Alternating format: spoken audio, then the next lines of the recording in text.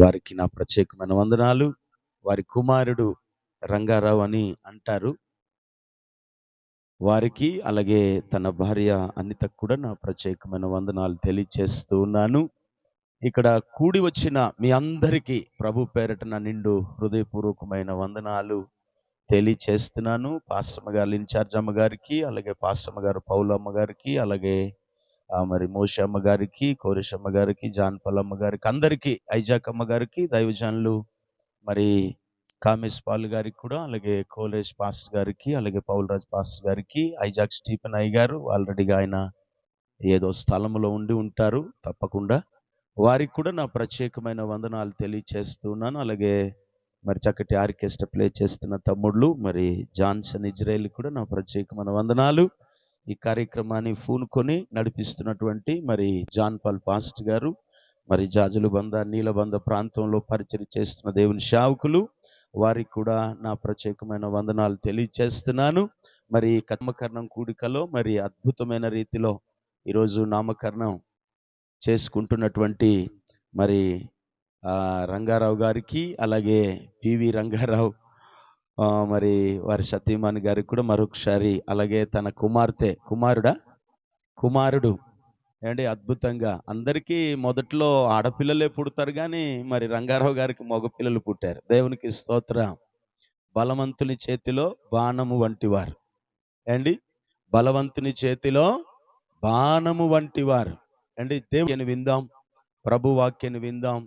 ఆ మాటలే మనలను ఈరోజు ఇంతవరకు సజీవంగా ఏంటి మనలను చక్కటి ఆ మార్గంలో నడిపిస్తున్నాయి అంటే కేవలం అది దేవుని వాక్యమే, ప్రభు వాక్యమే, వేరొకటి కాదనమాట. కనుక వాక్యాన్ని వినటానికి ఇష్టపడండి. చాలా మంది వాక్యాన్ని వినరనమాట. ఏంటి బట్టలు మాసిపోతే మనం ఉతుక్కుంటాం ఏంటి, మన ఫళ్ళు కూడా నోరు కంపు కొడితే మనం బ్రష్ చేసుకుంటాం. ఒకవేళ తల మాస్తే మనం తలస్నానం చేస్తాం ఏంటి, అన్ని రకాలుగా మనం చేసుకుంటూ వస్తాం. వాక్యం చెప్పేటప్పుడు మాత్రం నా బుద్ధి మారలేదు, నా వంకర బుద్ధి మారలేదు, అహంకారం మారలేదని ఎవరు కూడా సరి చేసుకోరండి. దేవునికి స్తోత్రం కలుగునుగాక. సెల్లు పాత అయిపోయింది అనుకో, కొత్త సెల్లు కొనుక్కుంటాం. మనం దానికంటే ప్రాముఖ్యంగా మనం ఏం చేసుకోవాలంటే, ఖచ్చితంగా నేను చెప్తున్నాను ఈరోజు, మనం వాక్యముతో ఉతుక స్నానము చేసుకోవాలి. ఎఫెసీ పత్రికలో రాయబడి ఉంటుంది. ఎవరు తీయవద్దు, రాసుకోవద్దు, మీ హృదయాల్లో రాసుకోండి. ప్రైజ్ అలాడ్. కనుక వాక్యముతోనే మనము ఉతుక స్నానము చేసుకోవాలి. దేవునికి స్తోత్రం కలుగునుగాక. ఓ చక్కటి మాట బైబిల్లో రాయబడి ఉంటుంది, దయచేసి మీరు చూడాలని ప్రభు పేరట నేను మనవి చేస్తున్నాను. యోబు గ్రంథములో ఒక చక్కటి మాట రాయబడి ఉంటుంది. ప్రాముఖ్యంగా అనితమ్మ చెల్లి, అలాగే మరి రంగారావు బామర్ది. ప్రైజ్ అలాడ్. నేను సీందిరమ్మాయినే చేసుకున్నాను కనుక మరి వారు నాకు బామర్దులు. వర్ష మరి ఆత్మీయంగా మరి మేము దేవుని సేవకులం కాబట్టి వాళ్ళ అయ్యగారు అంటారు, కానీ వాస్తవానికి శారీరకంగా మరి మేము ఓ బంధువులం అనమాట. కనుక ఇక్కడ మేము కానీ బంధువులు లేదండి అన్నట్టు కొచ్చేజన వెందొరక నాకు సినికింజన అనమాట. ప్రైజ్ అలాడ్. హల్లెలూయా. కెస్కజ్కి పెరుగు మేహోదరి హెచ్చక బలహాచు అనమాట, కొడవాహాచు. దేవునికి స్తోత్రం కలుగునుగాక. హల్లెలూయా. దేవునికి స్తోత్రం. ఇటు చూడండి, చాలా సార్లు మనం దేవునికి కొన్ని పనులు మనం చేయలేమండి. అందుకే దేవుడు కూడా కొన్ని పనులు ఏం చేయలేడట, మనల్ని ఆశీర్వదించలేడు. కనుక మనం చాలా జాగ్రత్తగా 27వ అధ్యాయములో ఒక చక్కటి మాట రాయబడి ఉంటుంది ప్రియులారా. యోబు గ్రంథం, the book of Job chapter 27 versus 13 and 14. అంటే 13-14 వచనాల్లో ఓ చక్కటి మాట ఉంది. ఇటు అమ్మా,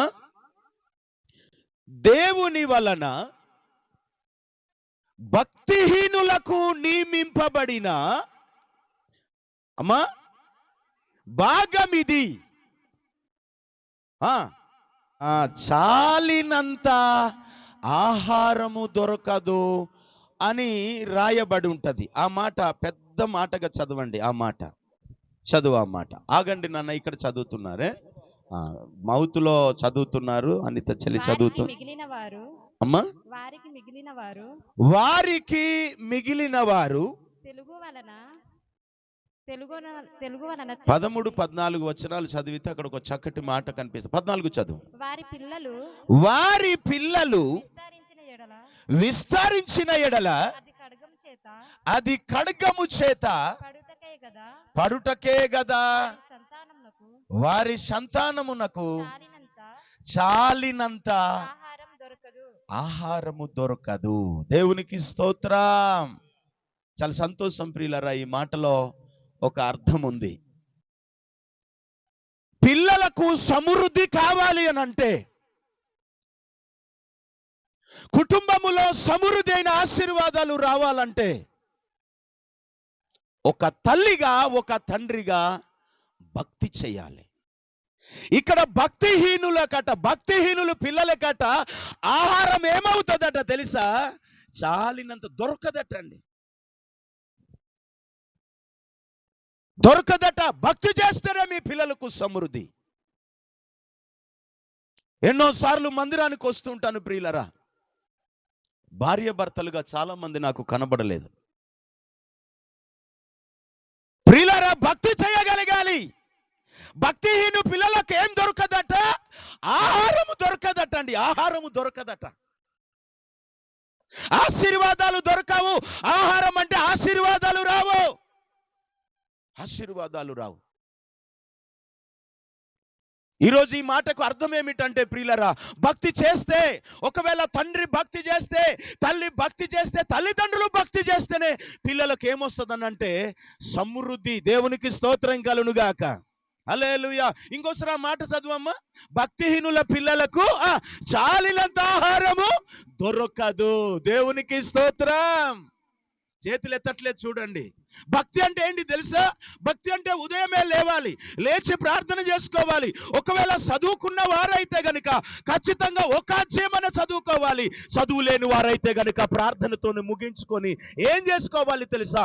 ప్రభా, ఈరోజు నేను ఎక్కడ ప్రయాణం చేయాలా? ప్రభా, ఈరోజు నేను ఏం పని చేయాలా? ప్రభా, నాకు చూపించండి అని అడగాల. గట్టిగా చప్పట్లు కొట్టి ప్రభుని స్తుతిద్దాం. హల్లెలూయా.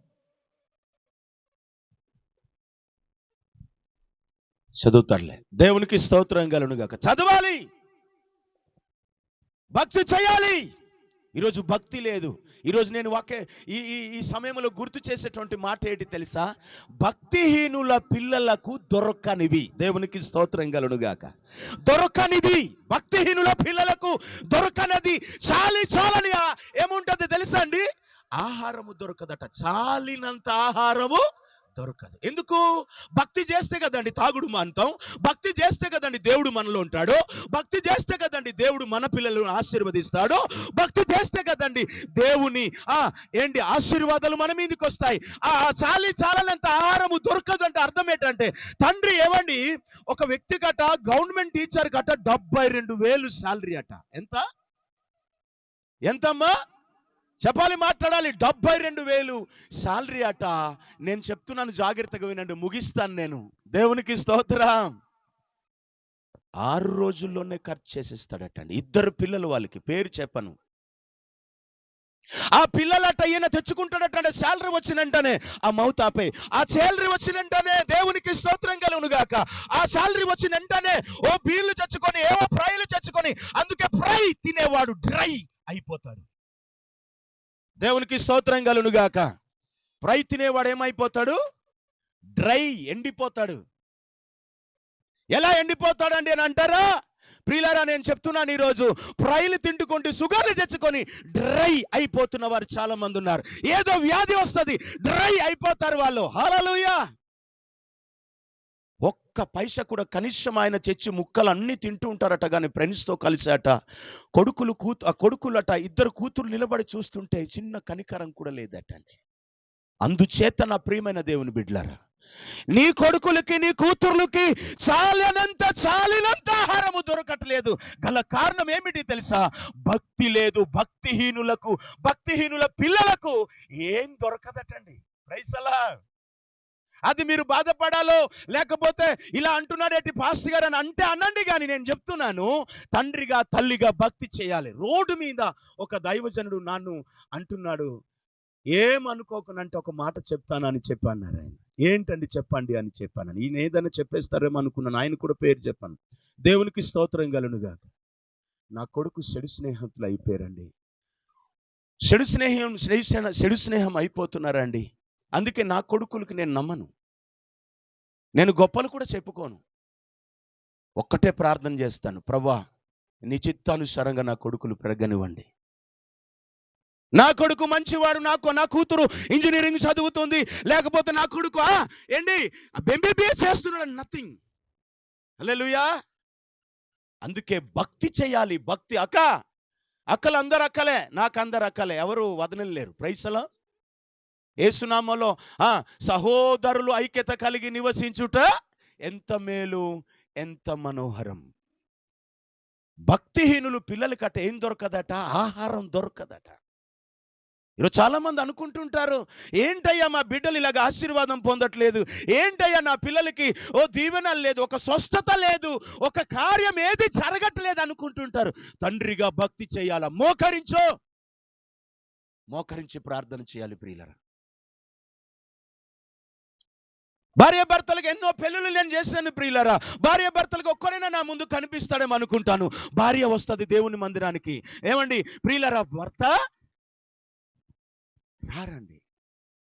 నా బాధ చెప్తున్నాను నేను ఈరోజు. దేవునికి స్తోత్రం కలుగును గాక. భక్తిహీనుల పిల్లలకి ఏం దొరకదట? ఈ 72,000 సాలరీ పిల్లలకి అలాగే అట. కనీసం నాతో చెప్పినది ఒక తల్లిగారు చింతపల్లిలో చెప్పిన మాట మీకు నేను చెప్తున్నాను. అసలు పిల్లలు కూడా చిన్న కనికారం కూడా లేదు పాస్టర్ గారు అని ఏడ్చి చెప్తున్నారు. భక్తిహీనులు పిల్లలకట ఏం దొరకదట? మొదటిది ఏం దొరకదట అండి? ఏం దొరకదట? మొదటిది ఆహారం దొరకదట.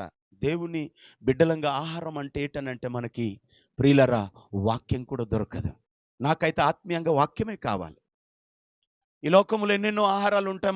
మేము సేవకులం వచ్చామని మీరు గౌరవించి ఏవేవో మీరు మాకు పెడతారు ప్రియులారా, తప్పేమి లేదు. వాటిని మేము బ్లెస్ చేస్తాం. ప్రభువా ఈ కుటుంబాన్ని దీవించండి, ఈ కుటుంబాన్ని ఆశీర్వదించండి అని అంటాం ప్రియులారా. దేవునికి స్తోత్రం కలుగును గాక. ఎన్ని పరిస్థితులు మాకు ఏమండి అనారోగ్య పరిస్థితిలో ఉన్నా మేము మీ ఎదుట అలా నవ్వుకుంటూ కనబడాలి. ఏం కనబడాలి? నవ్వుతూ కనబడాలి. లేపునా లాలించి పర్వాలేదు. దేవునికి స్తోత్రం కలుగును గాక. అందుకే ఒక తల్లిగా, ఒక తండ్రిగా, ఒక క్రైస్తవ బిడ్డలుగా ప్రియులారా మనము భక్తి చేస్తే మన పిల్లలకు వాక్య సమృద్ధి, ఏమండి ఆశీర్వాదాల సమృద్ధి, ఏమండి ఆహార సమృద్ధిని ప్రభు అనుగ్రహిస్తాడు. హల్లెలూయా. అన్ని ఇస్తాడు. భక్తిహీనులకు పిల్లలకట ఏం దొరకదంటే ఆహారం సమృద్ధిగా దొరకదట. మొదటి సామెలు గ్రంథములో దేవుని బిడ్డలారా 2వ అధ్యాయం 5వ వచనములో చదవండి ప్రియులారా. అక్కడ కూడా సమృద్ధి అయినటువంటి ఆశీర్వాదాలు వారు తృప్తిగా తింటుంటే, ఈరోజు తృప్తి లేదండి. నా పిల్లలకి ఏమీ లేదండి, ధనం లేదండి, పిల్లలు చదువుకోవాలని ఆశపడుతున్నారు, ఏం చేయలేకపోతున్నానండి. చదవండి ఒకసారి. తృప్తిగా భుజించిన వారు కూలికి వెళ్ళిపోతున్నారట. ఏం చేస్తాం? చదువుకోవాలి ఆయనకు ఆశ ఉంది. తండ్రి ఏం చెయ్యడు, తల్లి ఏం చెయ్యదు, కానీ కూలికి వెళ్ళిపోతున్నారట. కూలికి వెళ్ళిపోతున్నారు. తండ్రి మాట వినరు, తల్లి మాట వినరు, దైవజనులు మాట వినరు. ప్రియులారా వారు చివరికి ఏమైపోతున్నారు తెలుసా? తల్లిలో సరిగా చూడకపోతే వీళ్ళే కూలికి వెళ్ళిపోతున్నారు. సమృద్ధిగా తినేవాళ్ళట, సమృద్ధి తృప్తి ఉండేదటండి. తృప్తిగా ఉన్నవారు ఇప్పుడు ఎలాగైపోతున్నారో తెలుసా? కూలికి వెళ్ళిపోతున్నారట, కూలికి వెళ్ళిపోతున్నారట. అందుచేత నా ప్రియమైన తల్లిదండ్రులారా, లేదా క్రైస్తవ దేవుని బిడ్డలారా, సంఘ బిడ్డలారా, మనమందరం ఒక తల్లిగా తండ్రిగా భక్తి చేస్తే మన పిల్లలు కూలికి వెళ్ళిపోరు. దేవునికి స్తోత్రం. నిన్ననే నేను నా కొడుకుకి చెప్పాను, గాబ్రియల్కి, ఒరే ఈ రోజు ఈ స్థాయిలో ఉన్నావు, అప్పుడు నేను గోసి కట్టుకొని చదువుకున్నాను రా. దేవునికి స్తోత్రం కలుగును గాక. గోసి కట్టుకొని చదువుకున్నాను రా నేను 3వ తరగతి వరకు. ఈరోజు మీకు ఒక్క ఏది కూడా లోడ్ చేయట్లేదని చెప్పాను నేను. ఏది లోటు చేయట్లేదు నీకు అని చెప్తున్నాను నేను. అది కేవలము దేవుని వల్లనే. ఈరోజు మీరు భక్తి చేస్తే రానున్న రోజుల్లో గొప్పగా నేను రేపో మాపో చనిపోతానంటే నేను సావను. క్రీస్తులో ఉన్నాను కాబట్టి నేను ఆల్రెడీగా చనిపోయినట్టే. నేను బ్రతికి ఏదో సాధించాలని నేనేదో ఉద్ధరించే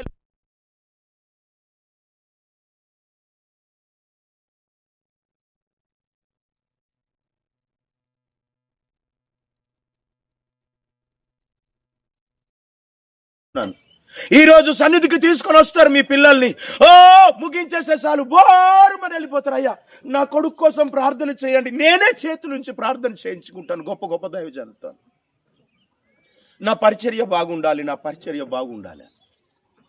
కూలికి వెళ్ళిపోతున్నారట పిల్లలు. ఈ మాట చదివితే నా గుండె తరుక్కొని పోయిందండి. ఏ రోజు నా కుటుంబం కోసం చెప్పాను, సాధ్యమైనంత వరకు ప్రియులారా, ఒక నామకరణ కూడికే జరిగిన, ఒకవేళ ఓదార్పు కూడికే జరిగిన, ఒక పెళ్లి జరిగిన, నజరేయుడైన యేసు కోసం మాత్రం చెప్తాను. దేవునికి స్తోత్రం కలుగును గాక. ఆయన ఒక్కడే మన జీవితాన్ని మార్చేవాడు. ఆయన ఒక్కడే, ఆయన ద్వారానే తూర్పు నుండైనను పడమట నుండైనను హెచ్చు కలగదు. ఒకరిని హెచ్చించువాడు, ఒకరిని తగ్గించువాడు ఆయనే. దేవునికి స్తోత్రం. తూర్పు వైపు అంటే లోకాన్ని చూస్తున్నారు చాలా మంది, పడమట వైపు అంటే లోకాన్ని చూస్తున్నారు చాలా మంది, మనుషుల వైపు చూస్తున్నారు చాలా మంది. ఎవరి వైపో చూస్తున్నారు. నిన్ను నన్ను రక్షించి ప్రియులారా, ఇదిగో తల్లి గర్భములో పిండములో రూపింపబడక మున్పే నేను నిన్ను ఎరిగి ఉన్నానని చెప్పిన మాటను బట్టి తల్లి గర్భము నుండి పుట్టించిన దేవుణ్ణి, సృష్టికర్తని ఎవడు వైపు చూడట్లేదండి. దేవుని స్తోత్రం కలుగును గాక. హల్లెలూయా. ఈరోజు భక్తి చేయగలుగుతున్నావా? ఓ నా ప్రియమైన తల్లిదండ్రులారా, క్రైస్తవ బిడ్డలారా, ఏవో జోకులు మాట్లాడుకుంటారు, ఏదో సొల్లి మాట్లాడుకుంటారు. భక్తి చేసేవారు ఈ రోజు లేరండి. 12వ కీర్తనలో రాస్తాడు, ప్రియులారా, ఇదిగో నరులలో నుండి విశ్వాసులు గతించిపోతున్నారు. భక్తి చేసేవారు, విశ్వాసంతో ఉండేవారు, విశ్వాసంతో ప్రార్థన చేసేవారు. విశ్వాసం అంటే ఏంటి తెలుసా? మొట్టమొదటిగా దేవునికి ప్రార్థన ఇవ్వగలగాలి. చప్పట్లు కొట్టుమని దీని అర్థం. హల్లెలూయా. నా సంఘ బిడ్డలకి అందరికి తెలిసి నేను ఇలాగంటే చప్పట్లు కొడతారు. ప్రైజ్ అలా. భక్తి గలవారు లేరు, విశ్వాసం గలవాలి. విశ్వాసం అంటే ఏంటి తెలుసా? మీరు విశ్వాసం అంటే దేవుని నమ్మడం, దేవుని మందిరానికి వెళ్ళడం అని కాదు. విశ్వాసం అంటే మొట్టమొదటిగా దేవునికి ప్రార్థన ఇవ్వడం, అది విశ్వాసం అంటే. That is faith. ఎవరు దేనికి ప్రార్థన తీస్తున్నారు మీరు చెప్పండి? లోకానికి ప్రార్థన తీస్తున్నారు ప్రియులారా. దేవునికి స్తోత్రం కలుగును గాక. యెషయా గ్రంథం 28వ అధ్యాయములో 28వ వచనములో కూడా ఒక అద్భుతమైన మాట రాస్తాడు ప్రియులారా. నేను ముగిస్తున్నాను. దయచేసి తల్లిదండ్రులుగా భక్తి చేద్దాం. భక్తి అంటే ఇక లోహమానిలం అంటకుండా, ప్రభువా నా కుమారులకి కొడుకులకి, ఇదిగో దావీదు చెప్పినట్లుగా ఏ పాపము నన్ను ఏలనీయకుండా, ఇదిగో నా పిల్లలు వ్యర్థమైన వాటి వైపు చూడకుండా తల్లిదండ్రులుగా ఏం చేయాలి తెలుసా అండి? దేవుని చేతికి అప్పచెప్పాలి మన పిల్లలకి. దేవుని చేతికి అప్పచెప్పాలక. ఆదివారం బయటికి విడిచిపెట్టి వెళ్ళిపోవడం ఓకే, ఇంపార్టెంట్ అయితే వెళ్ళండి. అది ఇంపార్టెంట్ కానప్పుడు ఈ మందిరాన్ని విడిచిపెట్టేస్తారు. మందిరం విడిచిపెడితే సంతోషం. 122వ కీర్తనలు అంటాడు ప్రియులారా, జనులట దావీదు దగ్గరికి వెళ్ళాయో మహారాజా పదండి దేవుని మందిరానికి వెళ్తేనంటే అక్కడ దావీదు ఏం చేశాడట? సంతోషించి తిని అని రాస్తాడు. ఈ సంతోషం ఉన్న చోట, ఈ సమృద్ధి ఉన్న చోట, ఈ ఆశీర్వాదాలు ఉన్న చోట దేవుని మందిరములోనే తప్ప వేరే ఎక్కడికి వెళ్ళినా మీకు బ్లెస్సింగ్స్ రావు. నేను చెప్పగలుగుతాను గుండె మీద సయ్యేసి. గుండె ఎడమ వైపే ఉంది కదా. దేవుని స్తోత్రం. మీకెటు వైపు ఉంది? కుడి వైపా? దేవుని స్తోత్రం. గుండె ఏ వైపు ఉందో కూడా తెలియట్లేదు చాలా మందికి ప్రియులారా. అందుకే ఈరోజు దేవుని వాక్యం అంటే అర్థం కావట్లేదు ప్రియులారా. అందుకే మన పిల్లలు ఎక్కడికి వెళ్ళిపోతున్నారట? కూలికి వెళ్ళిపోతున్నారట. బడి మానేసి కూలికి వెళ్ళిపోతున్నాడు సార్ అంటున్నారండి. బడి మానేసారండి, మా కొడుకు కోసం ప్రార్థన మేము చేస్తానే ఉన్నాం, నువ్వే చేయట్లేదు. ఎవరైనా చచ్చిపోతే మాత్రం మేము ఇక్కడ నుండే ఇంటి దగ్గర నుండే సమాధి వరకు గూడు విడిచి వెళ్ళినాడా గమ్మ సొడ అని పాట కేరణం. ఇది చేసే భక్తికే దేవునికి స్తోత్రం కలుగును గాక. హల్లెలూయా. ఇక్కడ నుండే పాడుకొని ఏం చేయగారు, నేను ఒకరు డ్రమ్ము కొడితే చాలు ఇంకా పాటలు పాడుకొని అలా వెళ్తూ ఉంటాం ప్రియులారా. భక్తి చేయి, నేను పాట పాడతాను. మంచి భక్తి చేసాడు రంగారావు, మంచి భక్తి చేసింది అనిత. పాటలు పాడతాం ఏమన్నా అయితే మీరేమవరు. దేవునికి స్తోత్రం. హల్లెలూయా. అలాగని భయపడిపోకండి, దేవుని సేవకుడికి లోబడండి. మీకు తృప్తి దొరకాలా, మీ పిల్లలకు చాలినంత ఆహారము సమృద్ధి దొరకాలంటే ముందు తృప్తిగా ఉండేవారట, తినేవారట. ఇప్పుడు ఎక్కడికి వెళ్తున్నారట పిల్లలు? కూలికి వెళ్ళిపోతున్నారట.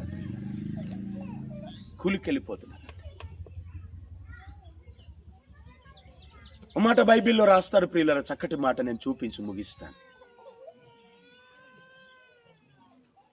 చూసారా, ఈరోజు భక్తి చేయట్లేదు మనం. అందుకే మన పిల్లలు ఏమైపోతున్నారంటే కూలికి వెళ్ళిపోతున్నారు. కూలికంటే అర్థం ఏంటి చెప్పండి? ఎవరితోనో కలిసి తిరుగుతారు, ఎవరితోనో పార్ట్ టైం జాబ్ అంటున్నారు మా కామేశ్ పాల్ పాస్ గారు. ప్రైజ్ అలాడ్, హల్లెలూయా. దేవుడేమేమంటున్నాడు? అందుకే తల్లిగా తండ్రిగా ఒక హన్న వలె ప్రార్థన చేయాలి, యాకోబు వలె ప్రార్థన చేయాలి. బిడ్డల్ని దేవుడు ఎలా దీవించాడండి, మనం చేయలేకపోతున్నాం. అందుకే నేను రంగారావు గారికి నేను ఒక మాట నేను తెలియజేస్తున్నాను. నీవు నీ భార్య భక్తి చేయాలి. భక్తి అనగా ఉదయకాలమే లేవాలి. భక్తి అంటే ఫుల్లుగా డబుల్ మంచం కూడా పడుకొని పోయి, నా బుగ్గలు బయటకు వచ్చాయా, నా ముక్కు బయటకు వచ్చిందా, లోపలికి వెళ్ళిందా, లేకపోతే నా జుట్టు బాగానే ఉందా అని 9 గంటల దాకా మాకు ఒక కంప్లైంట్ వచ్చింది. దేవునికి స్తోత్రం కలుగును గాక. ఏమని కంప్లైంట్ వచ్చింది తెలుసా?